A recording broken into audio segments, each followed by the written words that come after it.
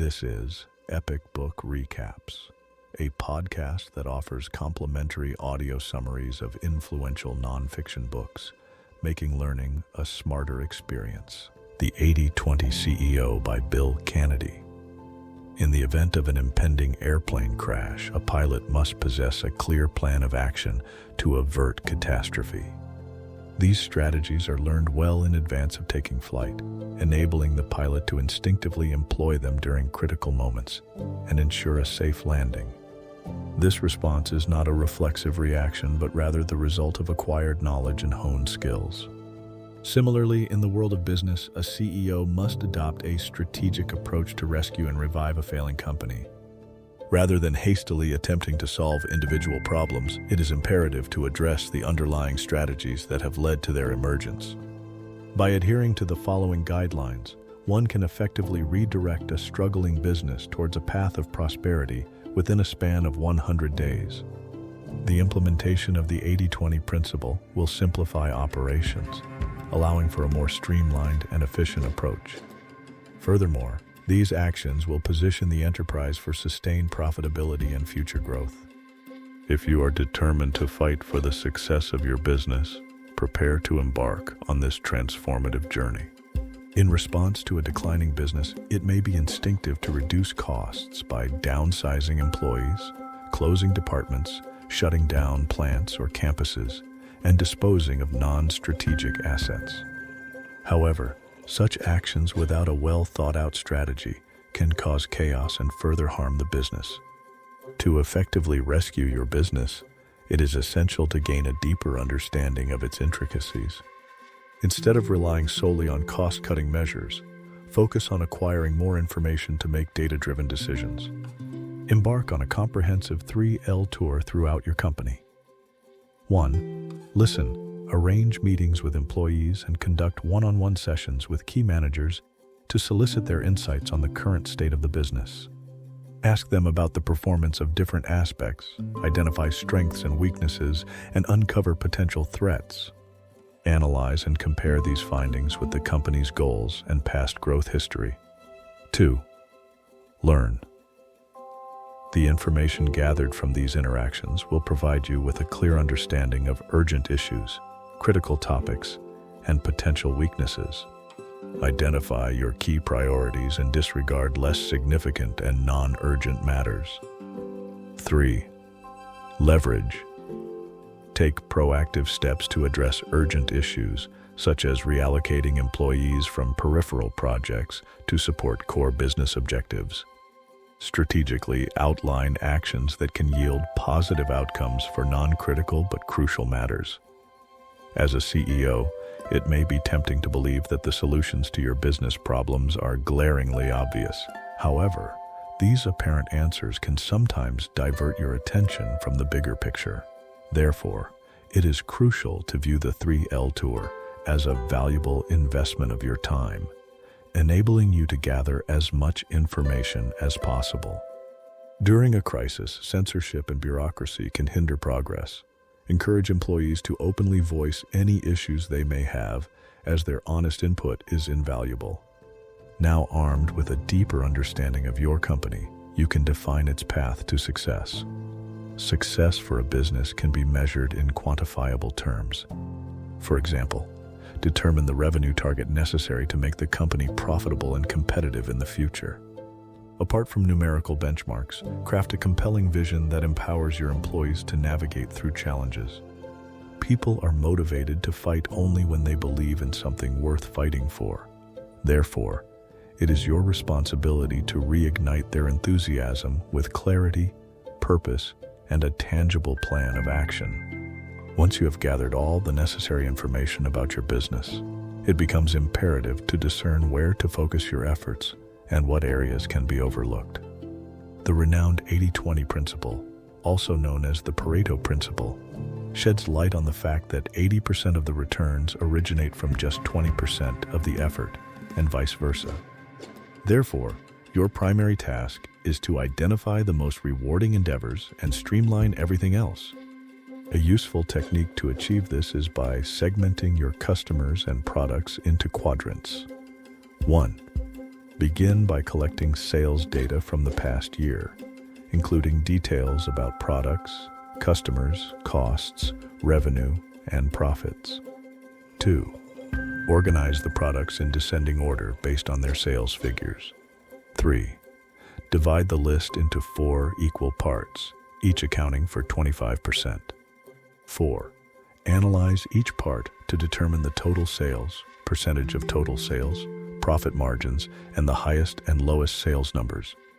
5. Repeat the same process for your customer base. Typically, the revenue distribution among these groups falls into the following proportions. The first group comprises 85-90% of the revenue. The second and third groups account for 5-7% and 3-5% respectively, and the fourth group only contributes around 1%. By following this approach, you can identify which of your products yield the highest profits. Once you have segmented your customers, organize the information into another set of 4 quadrants. 1. A customer's dossier products. These are your top-tier customers who consistently purchase your most profitable products. 2. A customer's dossier products. These valued customers support your business despite buying less profitable items. 3. B customers, A products. This group consists of average customers who typically opt for your best products. 4. B customers, B products. These customers primarily purchase your least profitable items. Your objective now is to allocate 80% of your company's capacity to cater to the needs of the first quadrant.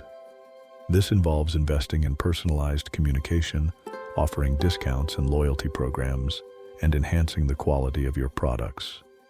The first quadrant should become your central focus. Although it may seem counterintuitive, letting go of certain clients is necessary to free up resources for your most valuable buyers. Dedicate just enough effort to the 2 middle quadrants to ensure they continue generating revenue. Consider raising the prices of less profitable products, automating processes, and reallocating employees from these projects to support the first quadrant. By implementing this 80-20 approach, you will identify your most significant products and clients, streamline your operations, and position your business for profitable growth. In 1933, Franklin Delano Roosevelt assumed office as President of the United States amidst the devastating Great Depression. Recognizing the urgent need for drastic measures, he devised a comprehensive plan known as the 100 Days Plan, drawing inspiration from Napoleon's successful military campaign in 1815. This transformative strategy aimed to provide relief from the economic crisis by swiftly passing essential bills through Congress. Remarkably, a staggering 77 laws were passed in just 100 days, marking a turning point for the nation and paving the way for a prosperous future. The success of Roosevelt's 100-day plan serves as a valuable lesson for businesses facing dire circumstances. By embracing this formula, companies can rescue themselves from impending disaster and embark on a path of sustainable growth and competitiveness within the market. To execute this turnaround effectively, it is crucial to engage in thoughtful deliberation and collaborate with board members on key aspects such as establishing new goals, formulating strategies, reevaluating the organizational structure, and devising an actionable plan. In this context, it is important to emphasize that the execution of a good plan, even if not perfect, is far superior to waiting for a flawless plan in the future. The urgency of the situation necessitates swift action and a bias towards implementation. Undertaking a 100-day journey requires open channels of communication and a proactive approach.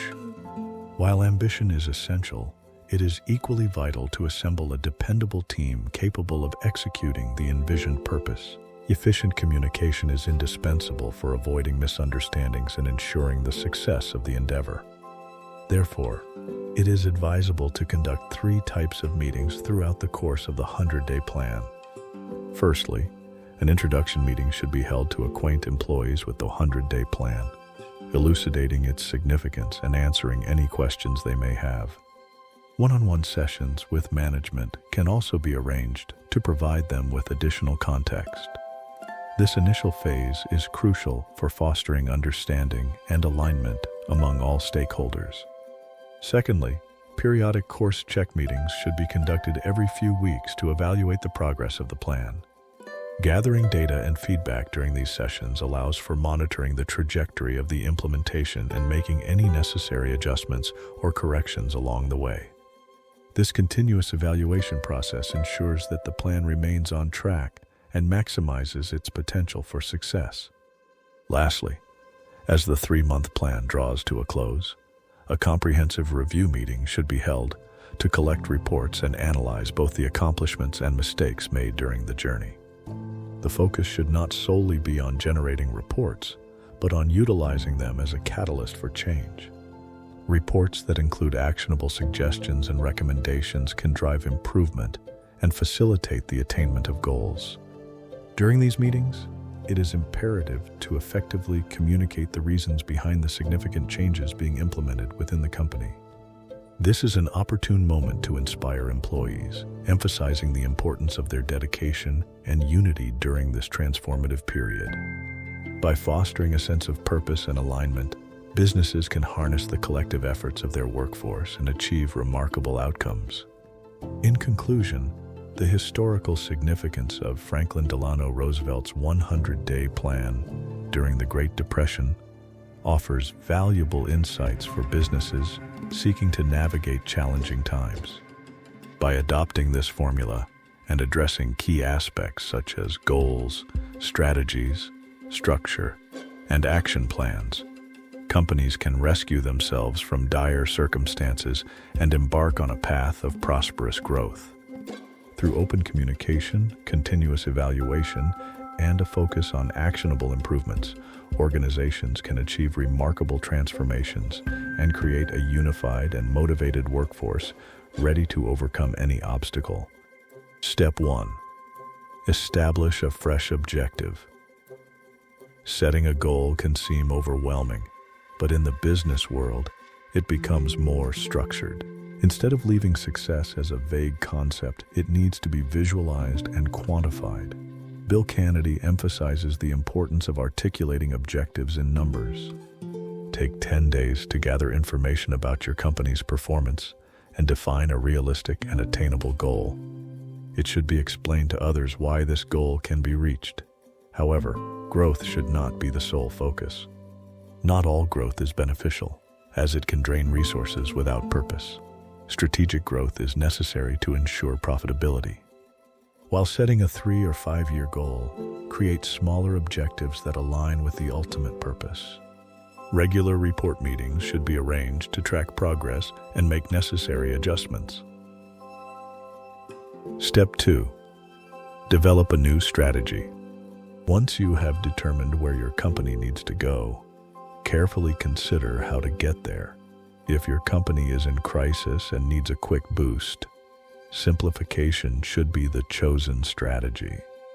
Implement the 80-20 method to identify the most beneficial areas of your business, eliminate unnecessary processes and products, and allocate resources accordingly. A strategy brings order to chaos and replaces anxiety with purpose. Beyond creating a compelling vision, a strategy needs to address the following questions. What is needed for a breakthrough? What are the strategic opportunities and risks, such as new product development or changes in pricing?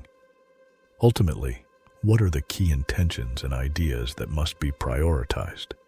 Dedicate 30 days to develop an inspiring, realistic, and sound strategy. Did you know? Nemawashi is a practice in decision-making that involves consensus building and gathering stakeholder opinions. This ensures acceptance by considering all viewpoints. Step 3. Establish a fresh framework. Once you have developed a strategy, it is crucial to restructure your business accordingly. While a strategy provides new perspectives and approaches, restructuring translates these ideas into practical actions. It converts the language of ideas into daily routines and protocols. After conducting an evaluation of your business based on the 80-20 principle and defining your objectives, it is essential to document the necessary changes required to bring about this transformation. For instance, if you aim to transition your multi-brand resale company into a luxury-oriented conglomerate due to the high revenue generated by luxury products, significant restructuring is inevitable. This may involve establishing a VIP department, training your employees to provide buying and styling services to your customers. Additionally, consider investing in opening department stores, hosting events for your clients to foster a sense of community, and developing a marketing strategy to engage celebrities. While business operations can be complex, it is important to align your company to prioritize your A clients who purchase A products. Failure to do so may result in the dispersion of resources without yielding any profits. Step 4.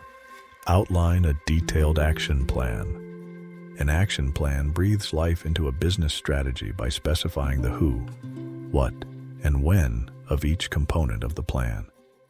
The who identifies the leaders and managers responsible for implementing the business plan. It is crucial to remember that a plan remains theoretical until it is put into action. This aspect also involves making HR decisions such as promotions, relocations, and recruiting external talent. The what defines the specific actions or series of actions required, along with the necessary resources to execute them. Consider the costs, budgets, and personnel required for each action. The when establishes specific dates, ensuring that the business plan adheres to a realistic and coordinated schedule. Precision distinguishes a goal from mere wishful thinking. If you can measure your objective, you are more likely to achieve it. However, it is important to maintain flexibility within your action plan. No plan is set in stone, and as you make progress or encounter deviations from the intended course, feel free to adapt and change approaches accordingly. While the responsibilities of owning a business or serving as a CEO can be undeniably stressful, there are effective approaches that can help you navigate through challenging times and potentially save your enterprise from failure. By implementing the 80-20 analysis and the 100-day turnaround strategy, you can confidently support your business and withstand crises, much like a skilled sailor weathering a storm at sea.